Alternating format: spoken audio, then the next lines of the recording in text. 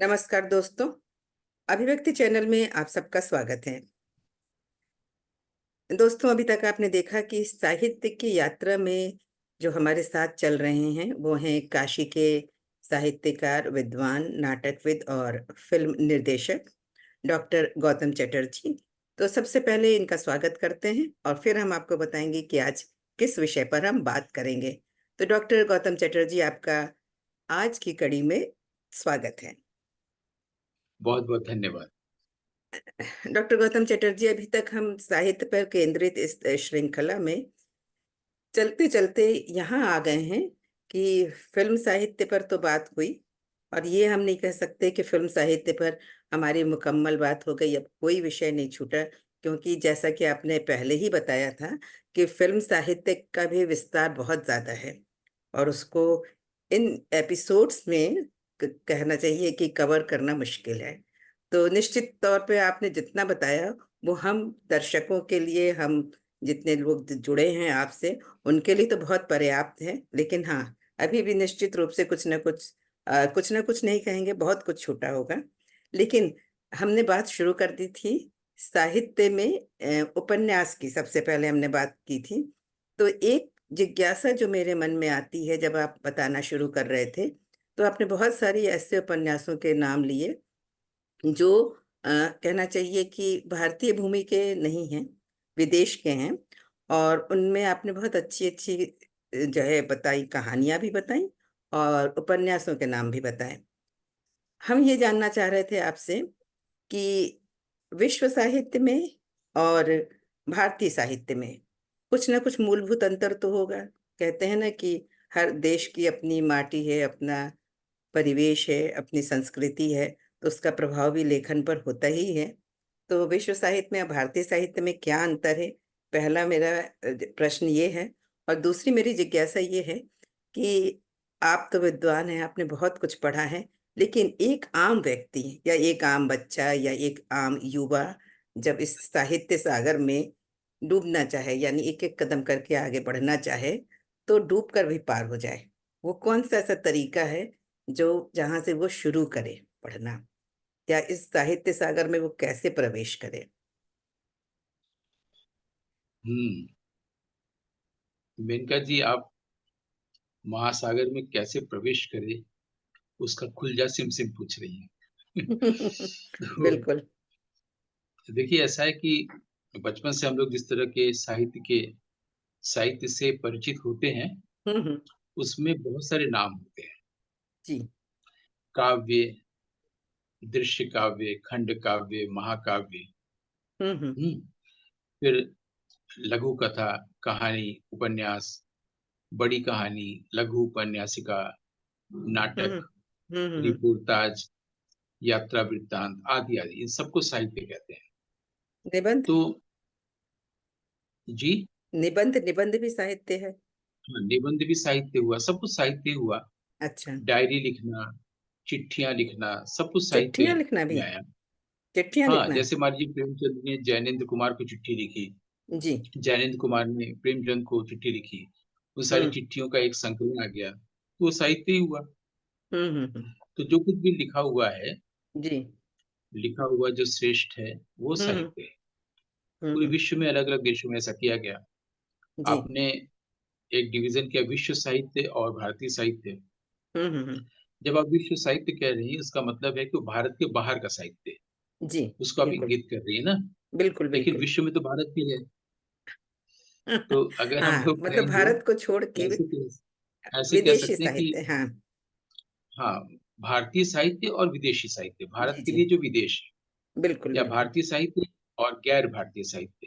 तो हम्म। मुझे लगता है कि सबसे अच्छा रहेगा कि भारतीय साहित्य और विदेशी साहित्य, जी क्योंकि जी। ग्रीस भी जो है वो भारत के बाहर है, फ्रांस भी बाहर है, और हम्म। श्रीलंका भी बाहर है।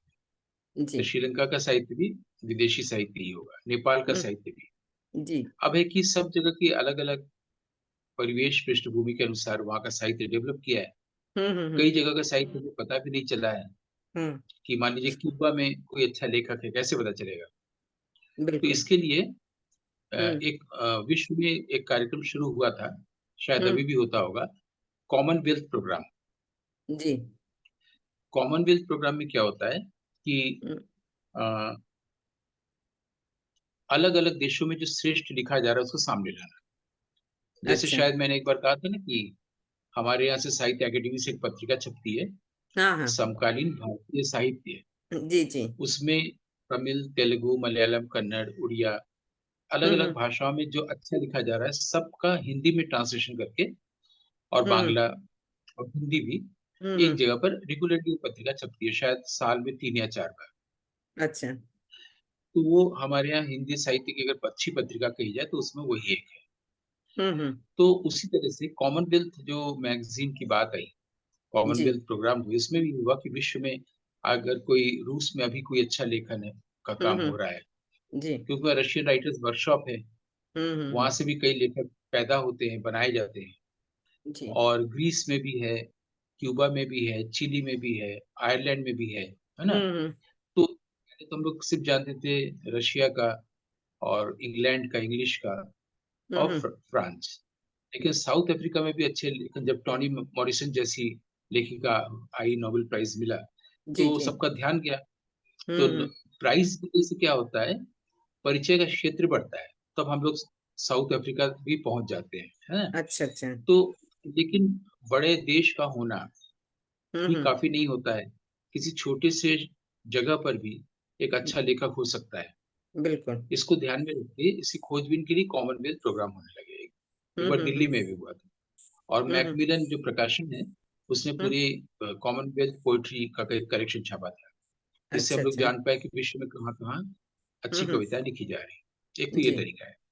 हम्म। दूसरा ये है कि अ, अगर हम लोग देखें, सारे देश ने अपने साहित्य को अपने ढंग से नाम दिया है, अच्छा अच्छा। ठीक है? तो हम्म। जैसे मान लीजिए कि हमारे यहाँ जो साहित्य शुरू हुआ, उसका हम्म। नाम हुआ पहले काव्य।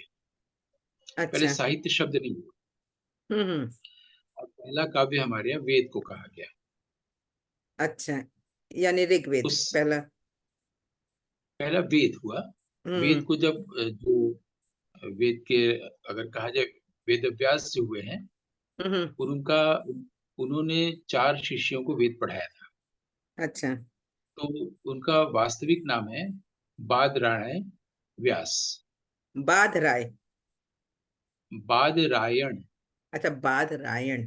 जैसे एक कैरेक्टर है ना भास के नाटकों में यौगंध रायण या हम्म। प्रतिज्ञा, यौगंध रायण उनके नाटक का ही नाम है। जी जी। वैसे ही बादरायण उस हम्म समय ये ऐसे लिखाया जाता है, जैसे सायण है, सायण ने वेद का भाष्य किया है।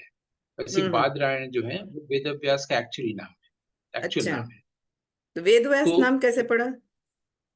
वेद को पढ़ाया था उन्होंने सबसे पहली बार 4 शिष्यों को, इसलिए, अच्छा अच्छा। है ना? तो अच्छा। अ, उन्होंने जब 4 शिष्यों को पढ़ाया था, तभी हम्म। वेद जो है, ऋग्वेद, सामवेद, यजुर्वेद, अथर्ववेद में 4 भागों में बाँटा गया था, उसी समय। मतलब एक अगर वो साथ ही नहीं वेद पढ़ाया वेद गया एक साथ ही था पूरा? वेद एक ही था। हाँ, वेद एक ही है, एक ही नहीं, जैसे साथ एक ही। कहते हैं ना कि पहला ऋग्वेद है, फिर ये। नहीं, ऐसा नहीं था। सब लोगों को, सारे ऋषियों को हम्म। जैसे-जैसे इनको ज्ञान प्राप्त हुआ, उन्होंने एक जगह संकलित किया, उसको वेद कहा गया। अच्छा। तो जो पहली भाषा, पहला यज्ञ हुआ था, वो भाषा का यज्ञ था, हम्म प्राकृत से संस्कृत बनाया गया था। दूसरा यज्ञ, यज्ञ हम लोग आजकल समझते हैं कि जहाँ पर वो फायर ऑल्टर्स होंगे, ईंटें वगैरह होंगे, आग लगाया जाएगा, समिधाएँ होंगी, उसको यज्ञ हम्म कहते हैं। यज्ञ हम्म। उसको नहीं कहा गया था। वो अच्छा। तो होता ही था। हम्म हाँ, वही यज्ञ का जो यथावत अर्थ है, यथार्थ है या शब्दार्थ है, हम्म। उसका तो मतलब वही हुआ। लेकिन तत्वार्थ का मतलब है, जब आप कोई काम लोक जी। मंगल के लिए करते हैं। अच्छा मान अच्छा। लीजिए आप ये प्रोग्राम कर रहे हैं, हम्म। अगर आप इसको अपने स्वार्थ के लिए कर रहे हैं, तो ये काम अच्छा। है ना? ये कर्म हम्म है या कर्मा है जिसका फल आपको मिलेगा, अच्छा या हम्म बुरा। लेकिन हम्म अगर आप ये पूरी दुनिया के लिए कर रहे हैं कि लोगों को ज्ञान प्राप्त हो, लोगों को अच्छी बातें मिले, तो इसको यज्ञ कहा जाएगा। इसका हम्म। हमेशा सुफल ही हो। अच्छा। ऐसे कर्म जिसको दुर्लोक मंगल के लिए किया जाए, हम्म। उसको यज्ञ कहते हैं। उसका अरे कभी वाह। कुफल नहीं हो सकता। हाँ। अच्छा। हुँ। तो वेद जब ज्ञान प्राप्त हुआ तो पहला हम्म यज्ञ किया गया भाषा का, जो संस्कृत भाषा वहीं से हम्म। बनी, जिसको देववाणी कही गई। दूसरा यज्ञ किया गया छंद, छंद बनाया गया, अच्छा। क्योंकि काव्य के लिए छंद ज़रूरी होता है, हम्म। Literary couplets. तो छंद की ये दूसरा यज्ञ हुआ। उसके बाद ज्ञान को रखा गया, सभी ऋषियों ने अपने अपने उनके हम्म पास जो जो चीज थी उनको रखा, उसका एक कलेक्शन हुआ जिसको हम लोग लिटरेरी तौर पर वेद कहते हैं। तो हम्म भारत का जो पहला साहित्य है या पहला काव्य है, हम्म और अगर स्पेसिफिकली बोले तो हाँ, भारत देश का पहला काव्य वेद है। अच्छा। जब हम्म इसको व्यास हम्म जी ने पढ़ाया चार शिष्यों को, तो चार हम्म भागों में बांटा गया। तब ऋग्वेद, यजुर्वेद, अथर्ववेद और सामवेद ये नाम पड़ा। हम्म तो उसके बाद वैदिक युग में और भी कई ग्रंथ लिखे गए हैं जी। वेद को ही समझने के लिए, क्योंकि काफी कठिन था। हम्म तो उसमें शिक्षा ग्रंथ, स्मृति ग्रंथ ऐसे लिखते चले गए। लेकिन जिसको आज हम लोग कहानी कविता कहते हैं, हम्म, उस प्रकार की चीज नहीं लिखा जा रहा था अच्छा। हमारे यहाँ।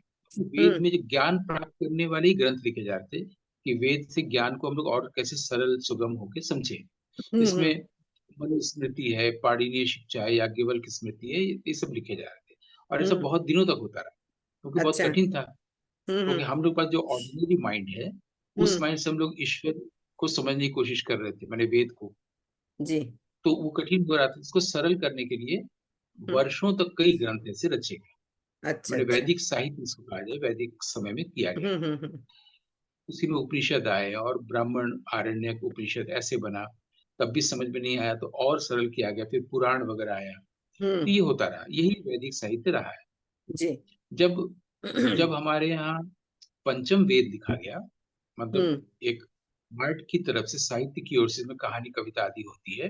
हम्म वहां से ये शुरुआत हुई कविता, कहानी, उपन्यास आदि लिखने की। अच्छा। माने खाली ज्ञान की बात ही नहीं, जो समाज में घटता है उसके आधार पर जो कोई कहानी अगर कही जाए, तो वो हम्म सब वो वाला साहित्य है। अच्छा। क्योंकि उससे पहले पाणिनि ने जो अपना ग्रंथ लिखा था अष्टाध्यायी, हम्म उसमें उन्होंने चार प्रकार के साहित्यकारों की कैटेगरी बनाई थी। हम्म पहला उन्होंने बताया था दृश्य साहित्य। दृश्य का मतलब होता है कि जो ऋषि को जो दिखता है, मंत्र हम्म दिखता है, वही वो वेद में है। जी। तो पहले ऋषि को दृषि कहते थे। हम्म ऋषि शब्द बाद में हुआ है, दृषि पहले था। हम्म और पाली में इसको ईशी कहते हैं। जैसे हम्म सारनाथ का पहले नाम था ऋषि पत्तन मृगदाय, संस्कृत अच्छा में। पाली में इसी अच्छा। को कहते हैं ईशी पत्तन मृगदाय। हाँ। तो दृषि शब्द बाद में ऋषि हुआ। तो उन्होंने पहले दृश्य साहित्य रखा। दृश्य कैटेगरी में वो होंगे जिनको हम्म ज्ञान दिखता है, वेद दिखता है ना। हम्म जैसे मान लीजिए बुद्ध को दिखा, वैदिक ऋषियों को दिखा, सोक्रेटिस को दिखा, लेकिन हम्म उन्होंने इसको लिखा नहीं, बस उनको ज्ञान प्राप्त हुआ, उनको मंत्र दिखा सारे ऋषियों को। दूसरी हम्म कैटेगरी उन्होंने बताया, बनाया हम्म ऋषि के बाद प्रोक्ता। प्रोक्ता वो व्यक्ति है जो हम्म दिखा उसको लिखा भी, जो आज हम लोग पढ़ते हैं। अच्छा। तीसरा बताया हम्म बताया कैटेगरी उपज्ञात। उपज्ञात का मतलब होता है कि हम्म आपने साहित्य में कोई नई विधा, कोई नया डिसिप्लिन, कोई नया अनुशासन आपने ढूंढा है। जैसे अच्छा। व्याकरण, व्याकरण था नहीं, तो पाणिनि ने व्याकरण ढूंढा था, पूरे विश्व हम्म को भारत देश से व्याकरण दिया गया। हम्म तो उन्होंने खुद अपने आप को इस कैटेगरी में रखा है, क्योंकि उन्होंने अच्छा। नया आविष्कार किया। हम्म और चौथा जो है, इसका नाम है कृत। कृत का मतलब है ordinary writers, Premchand, Rabindranath Thakur, Balzac, Chekhov, ये। अच्छा। यहाँ के बाद से जब नाट्यशास्त्र लिखा गया, तो हम्म उसमें 32वें अध्याय में उन्होंने बहुत हम्म सारे अच्छे अच्छे माने साहित्यिक चीजें उसमें खूब है, छंद को बताने के लिए। जैसे एक वो तालाब है या सरोवर है, हम्म उसमें प्रियतम प्रियतमा बैठे हुए हैं, ठंडी हवाएं चल रही हैं, खूब अच्छे अच्छे बादल आ रहे हैं, हाथियों का झुंड जा रहा है, अचानक से बिजली कड़कती है, ये सब वर्णन खूब है। इस तरह अच्छा। का वर्णन जाहिर है वैदिक साहित्य में नहीं होगा। तो हम्म जिस साहित्य की बात हम लोग कर रहे हैं आज, वो हम्म वहां से शुरुआत हुई, पंचम वेद से, माने अच्छा। नाट्य शास्त्र से। तो हम्म हमारे यहाँ तब तक इसको काव्य कहा जाता था। मैंने कहानी भी कहनी है, उसको भी काव्य कहा जाएगा। तो रामायण पूरी कहानी है, लंबी हम्म कहानी है, तो हम्म उसको महाकाव्य कहा गया। महाभारत एक कहानी है जी। हस्तिनापुर की, हम्म तो हम्म उस कहानी को लंबी कहानी है, कहा हम्म जाए बहुत बड़ा उपन्यास है, लेकिन उसको हम्म काव्य कहा गया, महाकाव्य कहा गया है, जी। काव्य में ही। तो हम्म हमारे यहाँ जो साहित्य है उसको काव्य कहा गया। फिर हम्म काव्य का शास्त्र बना, जिसको हम लोग इंडियन पोएटिक्स कहते हैं, भारतीय हम्म काव्य शास्त्र। बाद हम्म में फिर अलंकार शास्त्र भी कहा गया। उसके बाद साहित्य आया शब्द। अच्छा। तो पहले हम्म काव्य था, काव्य, हम्म उसी काव्य में से हम लोग महाकाव्य खंड काव्य कहते हैं। हम्म रामायणी जो है खंड काव्य है, हम्म रघुवंश जो है कालिदास का वो खंड काव्य है, या हम्म हमारे यहाँ रामायण महाभारत महाकाव्य है। ये हम्म सब कुछ शुरुआत हुई है पंचम वेद नाट्य शास्त्र के बाद से। वेद और पंचम तो वेद के बीच में नाट्य शास्त्र को किस कैटेगरी में रखा गया? मतलब काव्य में या? नाट्य तो वेद हुआ ना। अच्छा, नाट्य वेद। शास्त्र तो साहित्य का वेद हुआ, कला का वेद हुआ। अच्छा। चाहे आप डांस कहिए, चाहे कविता कहिए, हर चीज का वेद है। लेकिन जो हम्म वेद है ऋग्वेद आदि आदि, वो हम्म सिर्फ ज्ञान का वेद है। आप ईश्वर को कैसे प्राप्त करेंगे, ब्रह्म को कैसे जानेंगे। हम्म। लेकिन कला के जरिए ब्रह्म को कैसे जानेंगे, कहानी कविता के द्वारा, हम्म। यहाँ से पंचम वेद आए। नहीं, और साहित्य पहली अथर्ववेद बार। जो है, आपने कहा कि ऋग्वेद सामवेद, इसमें ईश्वर को कैसे जानेंगे ये है। तो अथर्ववेद के लिए तो कहते हैं कि ये सबसे बाद में आया, और तंत्र तंत्र विद्या जो है, जिसको और नहीं, विद्याओं ऐसा से। नहीं। नहीं नहीं, ये सूचना गलत है। वेद में ही सब कुछ था। अलग अलग जब कैटेगराइज किया गया, चार शिष्यों को पढ़ाया गया, तो हम्म वो अलग अलग तीन चार नाम हुए। तो पहले अथर्ववेद क्या सिर्फ वेद तंत्र था। पे नहीं आधारित है? बिल्कुल नहीं है। तंत्र के बारे में कहा गया है हम्म श्रुति शाखा विशेषः। श्रुति माने वेद, वेद का ही दूसरा नाम है श्रुति। हम्म और तंत्र की परिभाषा की गई है, इसको निरुक्ति कहते हैं। हमारे यहाँ अर्थ को जानने का, किसी के मतलब को जानने के लिए उसको हम्म निरुक्ति से देखा जाता है। ये भी व्याकरण का अंश है। जैसे अंग्रेजी में इसको एटिमोलॉजी कहते हैं, हम्म कि इसका वर्बल मीनिंग क्या है, इसका रूट मीनिंग क्या है ना। हम्म जैसे मान लीजिए अंग्रेजी में एक शब्द है इंटेलिजेंस, हम्म। तो इसका मतलब आप क्या कहेंगे, इंटेलिजेंस माने क्या। वे किसी की आप कहेंगे बुद्धि बुद्धि, बुद्धिमानी को, हाँ। शब्द बोलेंगे ना। हाँ हाँ। लेकिन वर्बल मीनिंग नहीं बन रहा है। ये वर्बल वर्बल कहाँ है? मीनिंग का मतलब, ये तो जैसे एडजेक्टिव मान हुआ। लीजिए हंसना। हंसना के लिए अंग्रेजी क्या होता है, लॉफिंग। लाफिंग। खेलना, इसके लिए अंग्रेजी क्या होता है, प्लेइंग प्लेइंग। इस मुस्कुराना, इसके लिए क्या होता है। स्माइलिंग। ठीक। लेकिन हम्म उसको भी और ग्रामेटिकली बोला जाए तो हम लोग कहेंगे to play, to smile, to hmm walk, hmm. है ना। टू हाँ, वॉक वर्ब या के लिए। वॉकिंग, हाँ। वर्ब के लिए ना। तो यानी हम्म। खेलना, जाना, करना, कूदना, बात करना, ये क्रिया है ना। लेकिन हम्म। जब हम इंटेलिजेंस बोल रहे हैं तो इसमें बात नहीं आ पा रही है। हम्म। किसी भी चीज का मतलब तभी समझ सकते हैं हम लोग जब उसका क्रियापद अर्थ समझते हैं। इसलिए एटिमोलॉजी बनाया गया है। ये तो हर चीज का कहाँ हो एटिमोलॉजी का सकता मतलब है? एडजेक्टिव का बता कहाँ हो रहे हैं। सकता है? अब बता रहे हैं कि हम लोग को हाँ। चूंकि कोर्स में नहीं पढ़ाया जाता, इसलिए हम लोग उसको नहीं जान पाते हैं। हम्म इंटेलिजेंस का जब आप रूट मीनिंग देखे जाएंगे, तो रूट मीनिंग या तो ग्रीस में होगा, या लैटिन में होगा, या जर्मन होगा। तो इसका जो हम्म लैटिन रूट है, दिया गया हम्म। एटिमोलॉजिकल, उसका मतलब होता है, इंटेलिजेंस का मतलब to read between the lines. To आ गया। अच्छा अच्छा। हाँ। इंटेलिजेंस में टू शब्द नहीं है। नहीं है। हाँ तो इंटेलिजेंस का असली मतलब हुआ, अब असली आया, वर्बल हाँ। मीनिंग हुआ, रूट मीनिंग हुआ, कि to read between the lines, यानी आप जो कह रहे हैं हम्म। उसमें जो आप नहीं कह रहे हैं उसको भी यदि मैं पढ़ पा रहा हूँ तो मैं इंटेलिजेंट हूँ। आप अच्छा जो कह रहे हैं उसमें आप क्या अच्छा। कहना चाह रहे हैं, उसको हम्म। सिर्फ इंटेलिजेंट ही समझ सकता है। तो हम्म। इंटेलिजेंस का सही मतलब आया ना। जी जी। तो हम लोगों ने तब जाना जब इसका एटिमोलॉजिकल मीनिंग देखा, to read hmm between the lines. ऐसे ही हम्म मान लीजिए एक शब्द है इल्यूशन। इल्यूशन हम्म में भी टू नहीं लगा, यानी वर्ब वर्ब नहीं हुआ। हम्म। अब इल्यूशन का मतलब आप क्या कहेंगे, क्या होता है। भ्रम भ्रम हो जहाँ। भ्रम होता है, इल्यूशन माने भ्रम। अब हम्म आप चलते हैं हम लोग इसके रूट मीनिंग में। हम्म इसका ये ग्रीक वर्ड है, ग्रीक रूट मीनिंग में इसका लिखा हुआ है, इल्यूशन हम्म। माने टू प्ले। अच्छा। हम्म जब आप किसी के साथ कुछ खेलते हैं, संबंधों में, इमोशंस में, कुछ भी, हम्म। उसी से भ्रम पैदा होता है और ये माइंड करता है। नहीं तो ब्यूटीफुल, जैसे ब्यूटीफुल एडजेक्टिव है। हाँ, beautiful activity, to to beautify तो ऑलरेडी है ना उसमें। अच्छा। हाँ, टू लेकिन ब्यूटीफाई इल्यूशन है। में नहीं मिलेगा आपको। हम्म। इल्यूशन, इंटेलिजेंस ऐसे शब्दों में नहीं मिलेगा। बिल्कुल। ऐसे शब्दों का वर्बल मीनिंग मिलेगा आपको वहीं पर, हम्म। एटिमोलॉजी में मिलेगा, जो ग्रीक रूट होगा, या लैटिन रूट होगा, या जर्मन रूट होगा। हम्म। तो एटिमोलॉजिकली पढ़ाना हम लोग को पढ़ाया नहीं जाता है एकेडमिकली, इसलिए हम लोग उसके बारे में कम जान रहे होते हैं। जी जी। अब जैसे आप देखिएगा, जीवन में जो घटता है वही मतलब आ रहा है। जैसे कोई व्यक्ति आपके साथ बातों में, भाषाओं में फ्लैटर कर रहा हम्म। है ना। और हम्म उससे एक भ्रम पैदा हो रहा है कि ये आदमी सचमुच में मेरे लिए है, या मेरे मेरे विरुद्ध है, आप समझ नहीं पा रहे हैं। इल्यूशन क्रिएट हो रहा है ना, क्योंकि खेल जी रहा जी है। जी। हम्म। तो वो हम्म। सही मतलब वहां दिया हुआ है। अच्छा अच्छा। शब्दार्थ का जो क्रियापद अर्थ है वो वहां है। किसी भी शब्द का जीवन हम्म में जो मतलब होता है एक्चुअल, वो सब हम्म। वर्बल मीनिंग में होता है, तो एटिमोलॉजी कहते हैं। एटिमोलॉजी में ही सिनोनिम्स और एंटोनिम्स होते हैं, जो हम लोग को एंटोनिम्स बचपन में है। पढ़ाया जाता है। उसी में हम्म। एक्रोनिम भी होता है।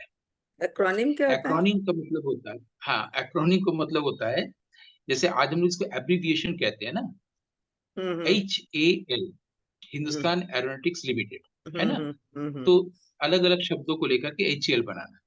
हम्म वैसे ही हमारे यहाँ हिंदी संस्कृत में भी जो शब्द जिसको हम लोग नाउन समझते हैं, संज्ञा समझते हैं, वो हम्म एक्चुअली एक्रोनिम वर्ड है।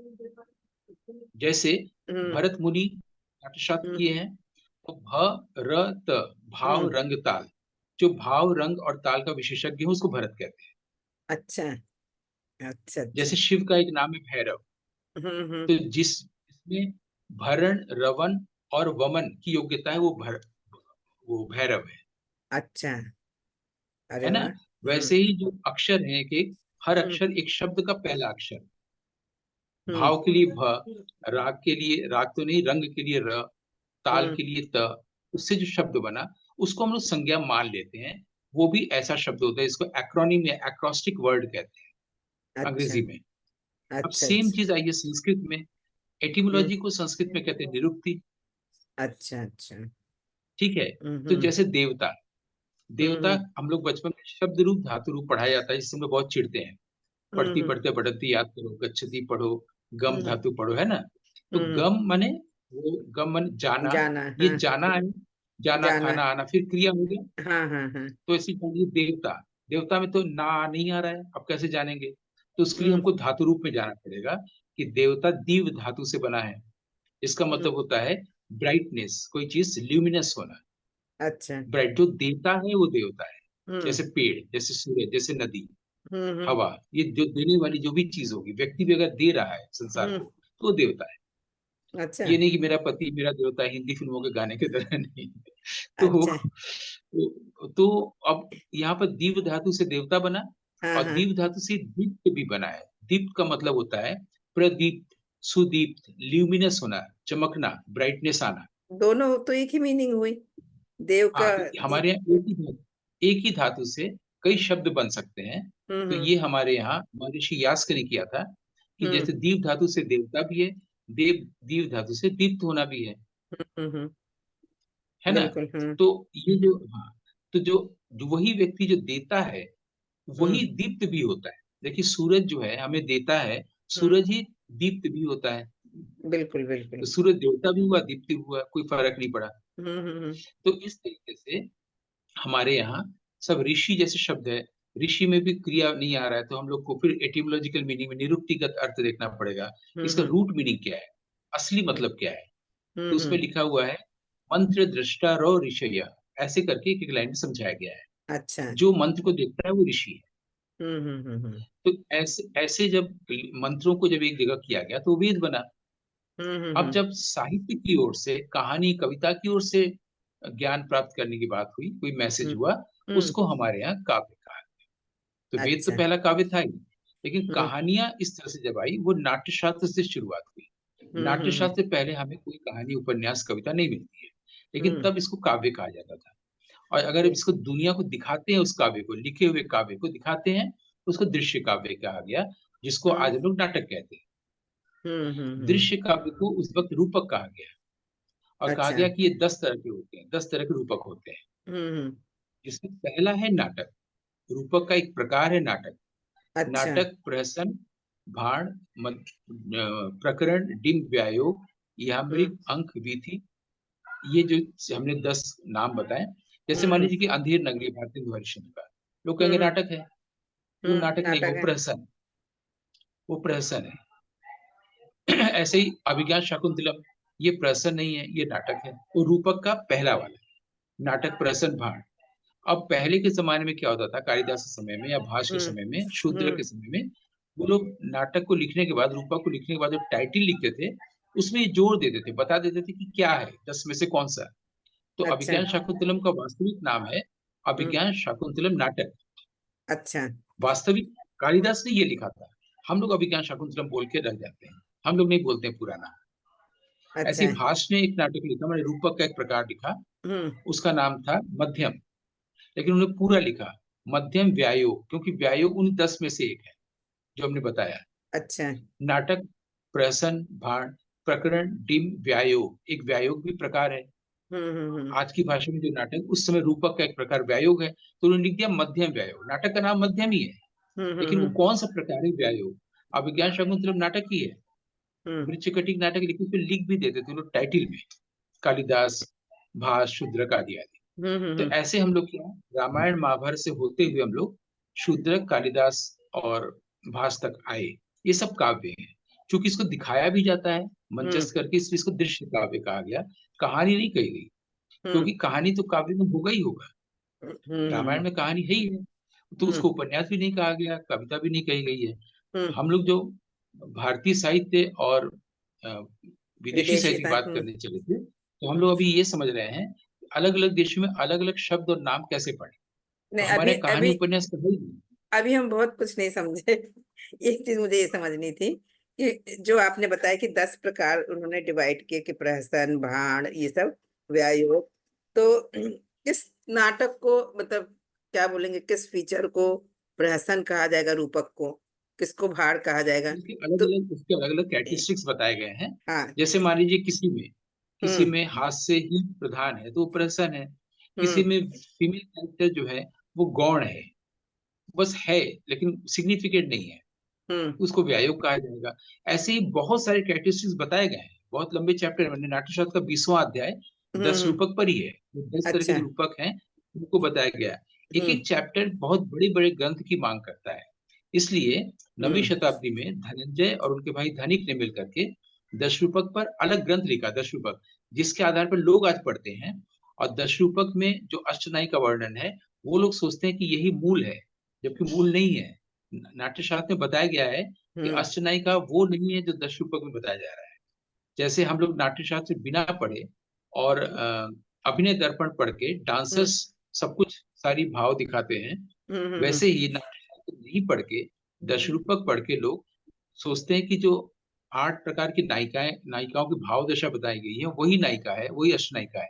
ऐसा एक्चुअली नहीं है, क्योंकि अच्छा। वेद पढ़ना जैसे कठिन है, बहुत विशाल ग्रंथ है, वैसे ही नाट्यशास्त्र पढ़ना भी कठिन है, बहुत विशाल ग्रंथ है। उसका सिर्फ एक चैप्टर लेके 20वां अध्याय हम्म 10 रूपक एक अलग ग्रंथ लिखा गया है। ऐसी हम्म। भाव प्रकाशनम एक अलग ग्रंथ लिखा गया है, सागर नंदी ने लिखा है। एक एक चैप्टर पर अलग अलग ग्रंथ लिखे जाते हैं, बहुत विशाल है, व्यापक है। इसको हमारे यहाँ आकर ग्रंथ कहते हैं, जो विशाल क्या होता है। कहते हैं? आकर ग्रंथ, आकर मतलब जो मैग्नम ओपस है, जो विशाल है, बृहद है, हम्म। उसको आकर कहते हैं। तो जो आकार में बहुत बड़ा हो वो आकर ग्रंथ है। तो अच्छा। इसलिए हम लोग हम्म खाली भारतीय साहित्य को अभी समझने के लिए यहाँ तक धीरे धीरे आ रहे थे। और हम्म फिर संस्कृत साहित्य, जिसको आज हम लोग बोलते हैं, हम्म। संस्कृत साहित्य यानी संस्कृत काव्य।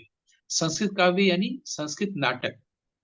जैसे कि अच्छा। हमने बताया कि विक्रमोर्वशीयम हुआ, स्वप्न वासवदत्ता हुआ, हम्म फिर मृच्छकटिक हुआ, जितने भी ये लिखे हुए नाटक हैं। हम्म तो लिखा हुआ जो है वो काव्य है, हम लोग जब मंचस्थ करते हैं तो दृश्य काव्य हो जाता है। दृश्य हम्म। काव्य को आज हम लोग नाटक कहते हैं, उस वक्त दृश्य काव्य या रूपक कहते थे। तब भी साहित्य नहीं था। तो अच्छा। जब हम लोग ऐसे देखेंगे वैदिक समय से लेकर धीरे धीरे, तो हम हम्म लोग 21वीं शताब्दी तक पहुंचेंगे। और हम लोग देखेंगे कि वैदिक समय में ग्रीस में क्या होता था, फ्रांस में क्या होता था, इंग्लैंड में क्या होता था, तब हम्म ब्रिटिश पोएट्री थी कि नहीं, शेक्सपियर थे कि नहीं, तब हम लोग ठीक से समझ पाएंगे। नहीं, अभी तो भारत में ही रहे तो ज्यादा अच्छा है। क्योंकि यहाँ यहाँ तक समझने में ही लगा कि बाप रे, एक एक अगर अध्याय पे नाट्य शास्त्र के फिर अलग एक ग्रंथ लिखा गया, तो अपने आप में वो नाट्य शास्त्र कितना बड़ा होगा। बिल्कुल। तो मैं कोशिश कर रहा हूँ, अभी जो हम्म नाट्यशास्त्र का अनुवाद कर रहे हैं, हम्म वो आज की भाषा में क्या कर रहे हैं, जिसको मैं कहता हूँ मेटाफोरिकली निर्मल हम्म वर्मा की भाषा में। निर्मल हम्म। वर्मा की भाषा मतलब आधुनिक हिंदी में कर रहे हैं, क्योंकि अच्छा इससे पहले जो भी अनुवाद हुए हैं वो समझ में नहीं आते।